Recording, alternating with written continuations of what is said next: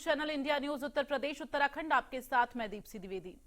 वक्त हो चला है बड़ी बहस का और बात होगी पीएम मोदी एक बार फिर से पश्चिमी यूपी के दौरे पर आज रहेंगे और यहां से चुनावी शंखनाद होने वाली है। दरअसल पीएम मोदी यूपी की सियासी राजधानी कहे जाने वाले मेरठ से चुनावी शंखनाद की शुरुआत करेंगे।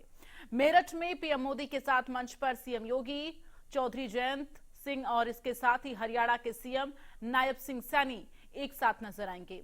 5 लोकसभा सीटों के 23 विधायकों समेत कई दिग्गज आज इस मंच पर मौजूद नजर आएंगे। 15 साल बाद रालोद और बीजेपी पहली बार एक मंच पर नजर आएंगे। वहीं 2014 और 2019 के बाद ये तीसरा मौका है जब पीएम मोदी यूपी वेस्ट से जो है चुनाव प्रचार की शुरुआत करेंगे। तो मेरठ में मिशन 2024 को साधने में जो है बीजेपी जुटी हुई है। पीएम मोदी के बहाने ऐसा मंच सजाया गया जहां से पिछड़ा और जाति पिछड़ा वोटों की गठरी को और कसा जाएगा। इस मंच पर हरियाणा के मुख्यमंत्री नायब सिंह सैनी के होने से पश्चिमी यूपी का सैनी वोट जो है वो साधा जाएगा। केंद्रीय मंत्री अनुप्रिया पटेल, ओम प्रकाश राजभर और संजय निषाद के जरिए पूर्वांचल तक के पिछड़ों को साधने की पूरी कोशिश होगी। बहरहाल पीएम मोदी अपने पश्चिम मिशन के जरिए 2014 लोकसभा चुनाव को जो है एक बार फिर से दोहराने की कोशिश करेंगे। वहीं पीएम मोदी के इस चुनावी शंखनाद पर आज हम बड़ी बहस करने वाले हैं।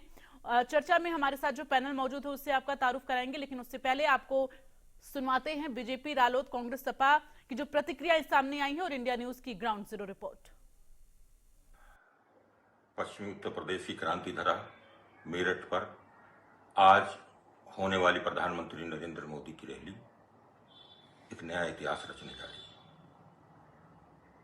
देश ने जो संकल्प 400 पार का लिया है वो आज उसका श्री गणेश होगा।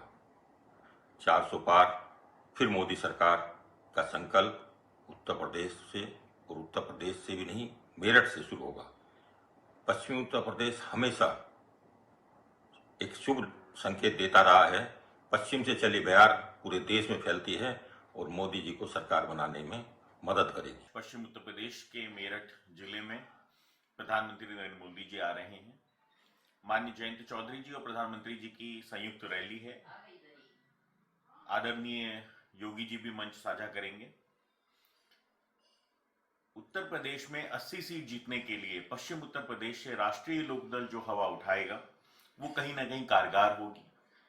जिस तरीके से आदरणीय प्रधानमंत्री जी ने चौधरी चरण सिंह जी का सम्मान किया है भारत रत्न देके, यह सम्मान करोड़ों किसानों का है, करोड़ों चौधरी साहब के चाहने वाले अनुयायियों का है।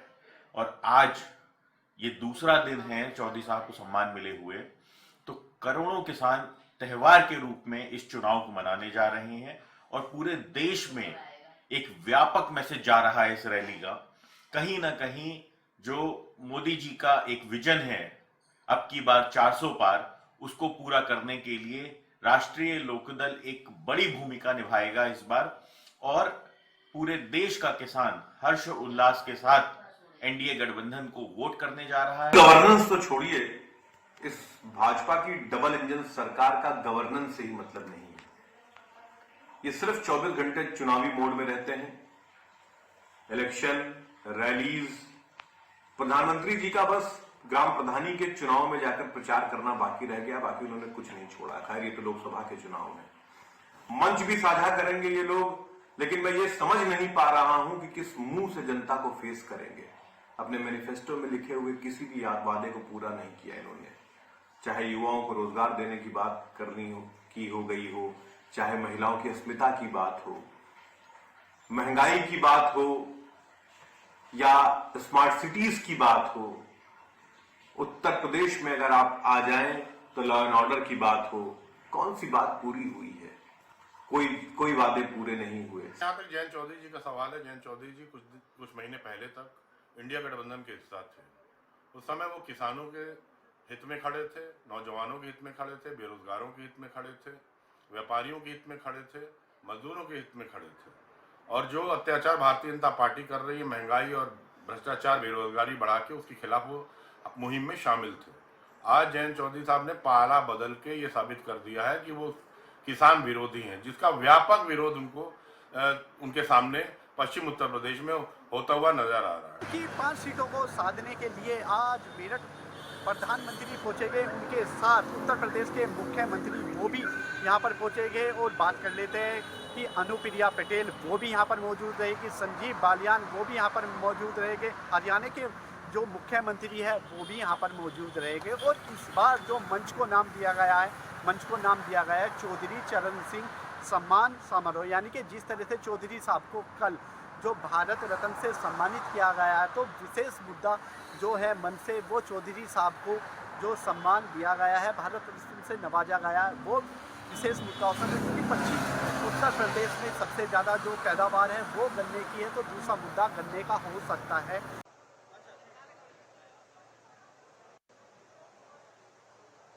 रत्न चौधरी चरण सिंह जी गौरव समारोह जो है आज मेरठ में आयोजित है, जहां पर प्रधानमंत्री नरेंद्र मोदी पहुंचेंगे और यहां से चुनावी शंखनाद होगा और साथ ही एनडीए का पूरा कुनबा आज इस मंच पर नजर आने वाला है। तो लगातार सबकी नजर इस पर बनी हुई है। आज हम इस पर चर्चा करेंगे, चूंकि देखिए मेरठ से चुनावी शंखनाद कई तरह के मैसेज देने की कोशिश जो है वो बीजेपी की है। सबसे पहली बात, चौधरी चरण सिंह को जो है भारत रत्न से सम्मानित किया गया, ऐसे में वहां पर किसानों को जाटलैंड को साधने की जो पूरी कोशिश है वो बीजेपी की है।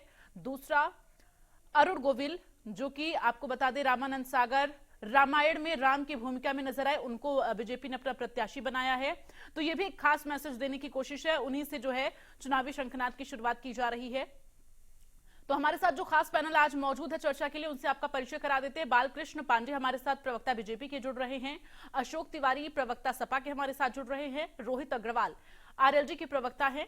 आप सभी लोगों का बहुत बहुत स्वागत है सर। सबसे पहले बालकृष्ण पांडे जी आपके पास आते हुए, चूंकि बीजेपी ने जो पूरी रणनीति बनाई है, आज मेरठ से चुनावी शंखनाद की शुरुआत हो रही है। एक तरफ जाटलैंड को साधने की कोशिश, दूसरी तरफ अरुण गोविल को जो बीजेपी ने प्रत्याशी बनाया है, सबसे पहले उन्हीं से जो है चुनावी प्रचार की शुरुआत। किस तरह का मैसेज देने की कोशिश आप लोग कर रहे हैं? 2014 से जो माननीय मोदी जी ने उत्तर प्रदेश में पहली रैली की थी वो मेरठ से ही शुरू की थी। उसके पीछे एक महत्वपूर्ण कारण है।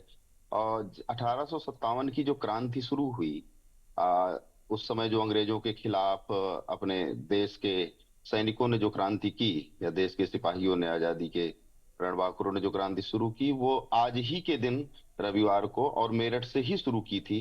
तो प्रधानमंत्री जी ने अपने 2014 के बाद से जितनी रैलियां प्रारंभ की हैं उत्तर प्रदेश में, उनका केंद्र बिंदु मेरठ रहा है।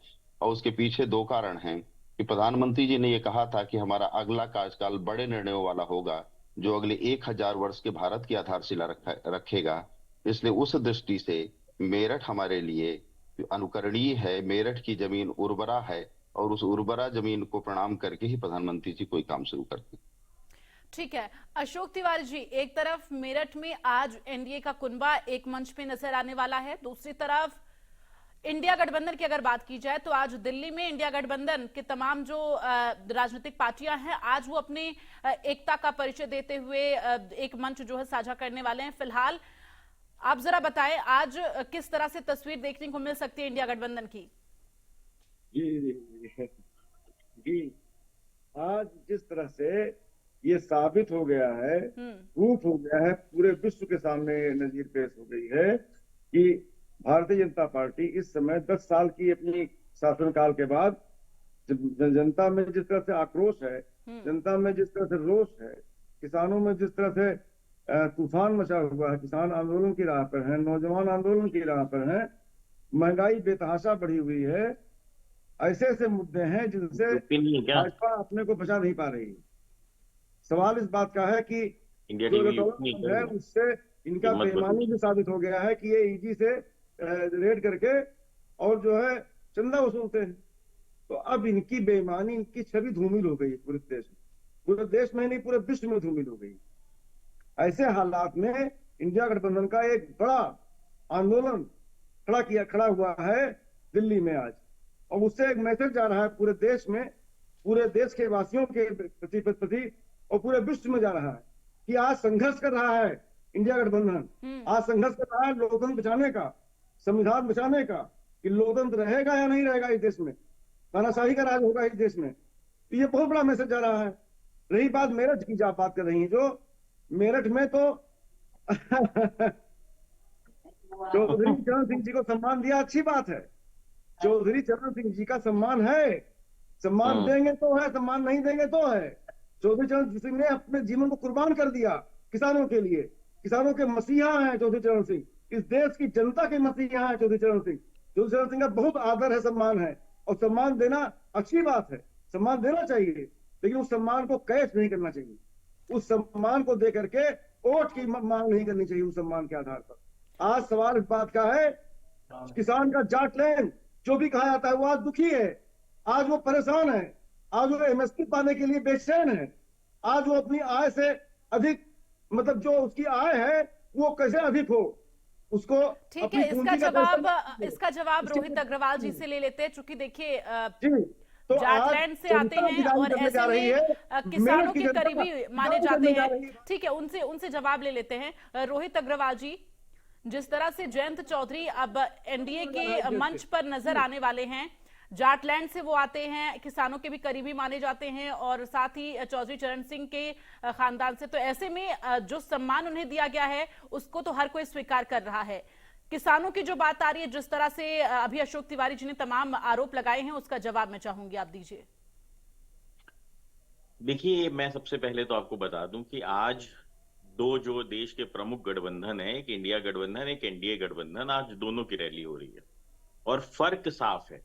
एक रैली हो रही है मेरठ के उस क्रांतिकारी मैदान में जहां से देश की आजादी की अलख जगाई गई थी, और एक रैली हो रही है दिल्ली के उस मैदान में जहां पे इसी गठबंधन के सारे सहयोगियों के खिलाफ 2012 से लेकर 2014 तक एक कसम खाई गई थी कि इन सबको राजनीति से खत्म कर देंगे, ये सब परिवारवादी पार्टी हैं, भ्रष्टाचारी लोग हैं, इन सब के नाम लिए गए थे जो आज मंच पे हैं। तो मैं सिर्फ इतना कहूंगा कि जो रावण के भेष में आए थे जनता को, जिन्होंने ठगा था रावण के भेष में, मतलब साधु के भेष में जो आए थे, उन्होंने अपने आचरण को दिखाते हुए कि रावण दिखाया उन्होंने आचरण की किस तरीके से साधु के भेष में उन्होंने जनता को ठगने का काम किया। उन्होंने भ्रष्टाचार की बात की, इन्हीं अखिलेश यादव जी के लिए बात की थी उन्होंने भ्रष्टाचार की, इसी स्टालिन के लिए बात की थी भ्रष्टाचार की, इन्हीं शरद पवार जी के लिए बात की थी उन्होंने परिवारवाद की, इन्हीं पीडीपी की नेता के लिए बात की थी उन्होंने परिवारवाद की, इन्हीं गांधी परिवार के लिए उन्होंने भ्रष्टाचार की बात की थी। और बल्कि मैं कहूंगा आम आदमी पार्टी ने तो अपनी जो नींव रखी अपनी पार्टी की, वो गांधी परिवार या कांग्रेस के पतन की शुरुआत पे अपनी नींव रखी थी आम आदमी पार्टी ने। और आज ये सब के सब एक साथ खड़े दिखाई पड़ रहे हैं, सब के सब उसी मैदान में, उस मैदान के ईंट और कंकड़ भी चीख रहे होंगे कि ये कैसा दोहरा चरित्र है, ये कैसा चरित्र है कि जिन्होंने 2012 से 14 तक जनता को बेवकूफ बनाने का काम किया, यहां तक कि मीडिया को बेवकूफ बनाने का काम किया। आप सब मीडिया को नमन था उस समय जब आप सब ने सोचा था कि ये आजादी की दूसरी लड़ाई है भ्रष्टाचार के खिलाफ, कि आपने एडवर्टीजमेंट छोड़ दिया जिसपे आपकी तनख्वाह आती है, आपका चैनल चलता है, आपने एडवर्टीजमेंट के बिना आपने वो कवरेज की थी। और आज आप देखिए कि वही पार्टियां, जिन पार्टियों के ऊपर आरोप लगाया गया था, वो सब साथ में मंच साझा कर रहे हैं। वही अरविंद केजरीवाल जिसने बच्चों की कसम खाई थी कि कांग्रेस के साथ गठबंधन नहीं करूंगा, वो कांग्रेस के साथ उनकी पत्नी मंच पे हैं।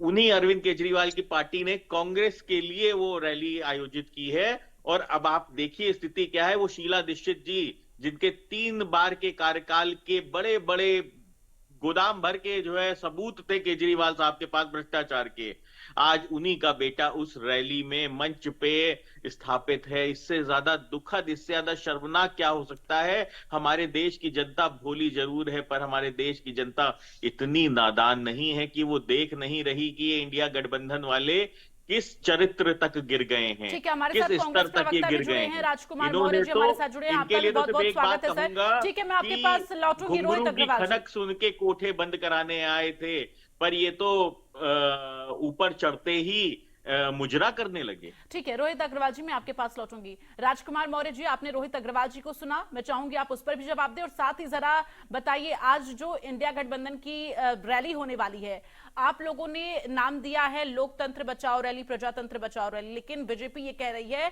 कि कांग्रेस अस्तित्व बचाओ रैली कर रही है। आप लोगों ने नाम दिया है लोकतंत्र बचाओ रैली, प्रजातंत्र बचाओ रैली, लेकिन बीजेपी ये कह रही है कि कांग्रेस अस्तित्व बचाओ रैली कर रही है। आप लोगों ने नाम दिया है लोकतंत्र बचाओ रैली, प्रजातंत्र बचाओ रैली, लेकिन बीजेपी ये कह रही है कि कांग्रेस अस्तित्व बचाओ रैली कर रही है।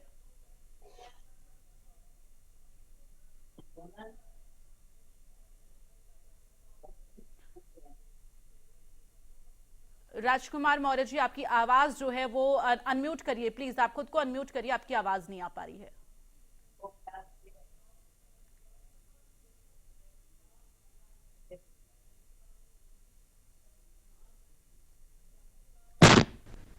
राजकुमार मौर्य जी, आवाज मिल पा रही है आपको?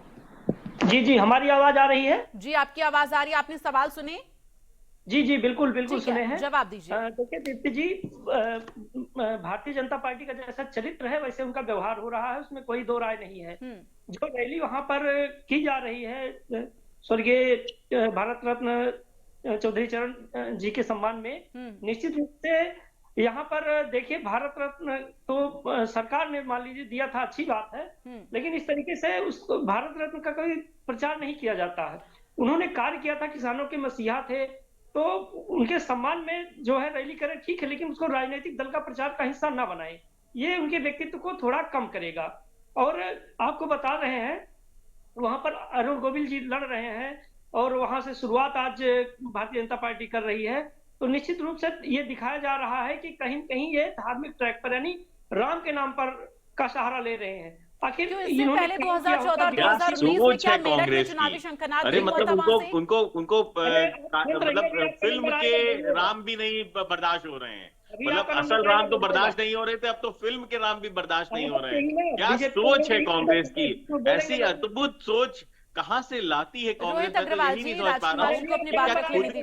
मतलब एक तो ये होता है कि भाई इनके ताबूत में आखिरी कील हम ठोकेंगे, ये तो अपने ताबूत में खुद ही कील ठोकेंगे, ये अंदर ही ताबूत के लेटने के बाद उसमें कील ठोकेंगे। मतलब क्या सोच है इनकी? सर देखिए, अरे मैं आपको मैं तो आपको करेक्ट कर रहा हूँ कि आप और कुछ ना बोल रहे हो ना, कांग्रेस खत्म हो जाएगी, समाप्त हो जाएगी। आपको एक फिल्मकार जिन्होंने भगवान राम का रूप में उन्होंने अपना चरित्र दिखाया है, चित्रण किया है भगवान राम के चरित्र का, वो बर्दाश्त नहीं हो रहे हैं। के नाम से शुरुआत करेंगे, अगर आपने काम किया होता तो आप काम के नाम पर करते। आप जो है किसानों के मसीहा चौधरी राजकुमार जी, क्या 2014 में मेरठ से चुनावी शंखनाद नहीं हुआ? क्या 2019 में मेरठ से चुनावी शंखनाद नहीं हुआ? मुझे पहले इस पर आप जवाब दीजिए। दादा के नाम पे वोट मांग रहे हैं, क्या अपने दादा के नाम पे वोट भी ना मांगे? रोहित जी प्लीज, दादा के नाम पे वोट नहीं मांग पा रहे हो, रोहित जी राजकुमार जी को भी बात रखने दीजिए सर प्लीज। जिन्होंने देश को आजाद कराया था, नेहरू जी, आप अपने दादाजी के नाम पे वोट क्यों नहीं मांग रहे हो? हम क्या करें बताइए? हम तो अपने दादा के नाम पे वोट मांग रहे हैं, आप अपने दादा के नाम पे मांगो ना वोट। था तो किसी ने प्रवक्ता ने नहीं डिस्टर्ब किया था, लेकिन ये लोग आदतन ये बीमार हैं, जो है आदतन मानेंगे नहीं, बोलेंगे। राजकुमार जी, आप अपनी बात पूरी करिए। जी, तो निश्चित रूप से कहीं कहीं ये कहा जाएगा कि भारतीय जनता पार्टी बौखलाहट की स्थिति है, ये अपने विकास कार्य का नाम नहीं ले रहे हैं, जो उन्होंने वादे किए। आप गोविंद जी के बारे में बता रहे थे, गोविंद जी के बारे में बता रहे थे, एक भी ये नाम नहीं ले सकते कि हमने कराया है। नहीं, आप कुछ गोविल जी के बारे में बता रहे थे, हम तो चाहते हैं आप जनता को बताइए गोविल जी के बारे में। क्या आपने महंगाई, जितना आप बताएंगे उतना आपका चरित्र सामने आएगा। इंसान है बहुत अच्छे। अरे मित्र, गोविल जी के बारे में आप बता रहे थे, आपके नाम पे इस तरह से चर्चा को डिस्टर्ब मत करिए रोहित जी, प्लीज आपसे रिक्वेस्ट है सर, प्लीज चर्चा को इस तरह से डिस्टर्ब मत करिए। आप उनको खाली उनका आप प्रयोग कर रहे हो, दुरुपयोग कर रहे हैं। राजकुमार जी, 60 साल के आपके कुशासन का परिणाम यह है कि आपकी आवाज इतनी दबी हुई है, आपको दिखता नहीं है देश में जो संरचनात्मक विकास हुआ है चारों तरफ। अगर आप ध्यान से देखें तो अटल जी की सरकार के पहले कभी कोई रोड नहीं बनी थी इस देश में। स्वर्णिम चतुर्भुज योजना जो यही लग रहे हैं कि आप चौधरी चरण सिंह जी को जो सम्मान दिया गया उसका सहारा ले रहे हैं, उसका राजनीतिक प्रचार कर रहे हैं और उसके बिहाफ पे आप देखिए, आप ये बताइए ना, 37 साल हो गए कांग्रेस ने क्यों नहीं दे दिया ये सम्मान? कांग्रेस ने क्यों नहीं दिया इस सम्मान को? 37 साल हो गए चौधरी साहब को गए हुए, तब तो इनको गांधी परिवार के आगे कुछ दिखता नहीं था। और आज अगर भारतीय जनता पार्टी के यशस्वी प्रधानमंत्री नरेंद्र मोदी जी ने वो सम्मान दिया है तो हम उसका नाम क्यों ना लें? क्या आज किसानों का सम्मान नहीं हुआ है? करोड़ों चौधरी साहब के निर्णयों का सम्मान नहीं हुआ है, तो क्यों ना लें हम ये नाम? आप ये बताइए ना कि क्यों ना लें? ये रोहित जी चौधरी गांधी से लेके राजीव गांधी से लेके किसका नाम छोड़ा इन्होंने लेने से? तो हम अपने दादा का नाम क्यों ना लें भाई? निश्चित रूप से बहुत अच्छा कार्य हुआ, भारत रत्न राजकुमार जी किए वो आपकी अच्छी बात है, लेकिन हमने कभी दुरुपयोग नहीं किया किसी नाम के, किसी भारत रत्न के नाम पर जो है हमने वोट नहीं मांगे हैं, ये बिल्कुल गलत है। आप चौधरी चरण सिंह किसानों को अरे नेहरू जी ने खुद को ही भारत रत्न दे लिया था, इंदिरा गांधी ने खुद को ही भारत रत्न दे दिया था, तो अब किसके नाम पे वोट मांगते हैं भाई? नेहरू जी ने खुद को ही भारत रत्न दिया था। ठीक है, अशोक तिवारी जी कुछ कहना चाह रहे हैं आप? प्लीज अशोक तिवारी जी अपनी बात रखिए। आप तीनों लोग प्लीज भारत रत्न दिया था। चर्चा को डिस्टर्ब मत करिए, एक दूसरे को इंटरप्ट मत करिए, बात रखने दीजिए। उसके बाद आप लोग क्वेश्चन एक दूसरे से करिएगा प्लीज। अशोक तिवारी जी।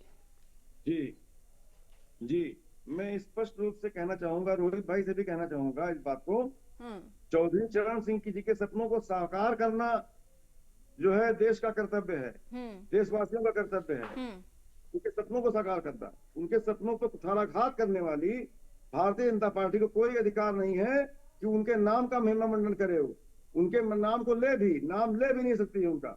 उनके विचारों का वो परित्याग करते हुए और उनके सपनों को साकार करने के बजाय सपनों पर कुठाराघात कर रही है। उनको सम्मान दिया, देश की जनता की आवाज थी, देश की जनता की आवाज थी। सम्मान दिया, अच्छी बात है, स्वागत करते हैं इस चीज का, सम्मान मिलना चाहिए। उनसे बड़ा बतिया लेकिन अशोक तिवारी जी जरूरी ये है ना, देखिए तब उन्होंने अभी फिलहाल अगर सपा और कांग्रेस की बात की जाए तो जरूरी ये है कि आप लोग अपने प्रत्याशियों पर थोड़ा ध्यान दीजिए कि जो प्रत्याशियों के अभी नॉमिनेट करने हैं जिनको, उन पर ध्यान दीजिए सर।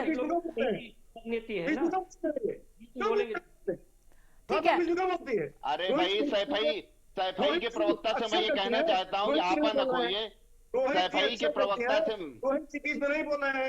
अब आप मोहर न लगाइए, अच्छे और बुरे पे मोहर न लगाइए, आप अपनी बात कहिए। सैफई की प्रवक्ता एक सवाल मेरा अशोक तिवारी जी आपसे भी और राजकुमार मौर्य जी आपसे भी, दोनों लोगों से, चूंकि देखिए स्वामी प्रसाद मौर्य को आप लोगों ने इंडिया गठबंधन में शामिल नहीं किया, क्या वजह रही ये भी जरा बता दीजिए जनता को, क्योंकि अब तमाम राजनीतिक पार्टियों को इकट्ठा कर रहे हैं।